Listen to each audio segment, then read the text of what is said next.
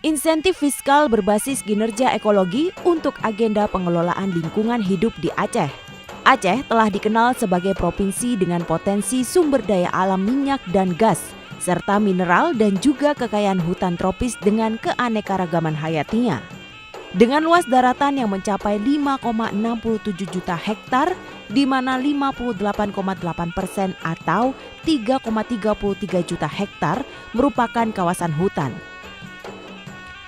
Tidak hanya itu, wilayah Aceh juga memiliki keanekaragaman hayati paling lengkap yang telah menjadi habitat 4 spesies kunci, seperti harimau Sumatera, gajah Sumatera, orang-utan Sumatera, dan badak Sumatera. Secara administrasi, wilayah Aceh dibagi ke dalam 23 kabupaten kota, yang terdiri dari 18 kabupaten, 5 kota, 289 kecamatan, 817 mukim, dan 6.497 desa atau disebut gampong. Sebagai daerah dengan otonomi khusus, Aceh juga memiliki kewenangan pengelolaan hutan dan lingkungan hidup yang merupakan urusan wajib.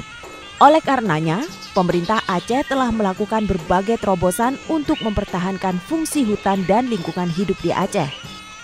Beberapa kebijakan progresif yang telah dihasilkan seperti kebijakan moratorium logging, inisiasi pembentukan pengamanan hutan atau PAMHUT yang saat ini berjumlah 1.700 orang, mengatur kebijakan kehutanan, lingkungan hidup, dan satwa liar yang sesuai dengan kewenangan pemerintah Aceh dan lain sebagainya.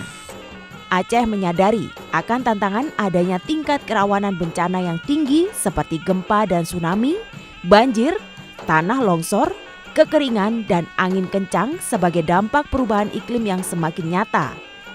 Tentunya hal ini menjadi persoalan yang perlu diatasi secara bersama melalui inisiasi-inisiasi kolaborasi dan sinergi baik oleh pemerintah pusat, pemerintah Aceh maupun pemerintah kabupaten kota, stakeholder lainnya dalam mengupayakan adaptasi dan mitigasi dengan kewenangan masing-masing.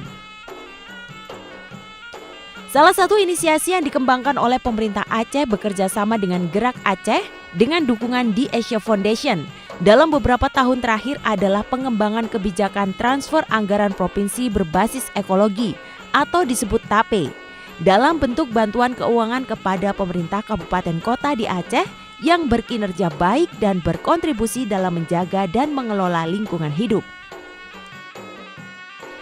Melalui kolaborasi dan pendampingan teknis oleh Gerak Aceh, pemerintah Aceh berhasil menerbitkan kebijakan tersebut melalui Peraturan Gubernur Nomor 56 Tahun 2022 tentang kriteria dan tata cara pemberian insentif pengelolaan lingkungan hidup.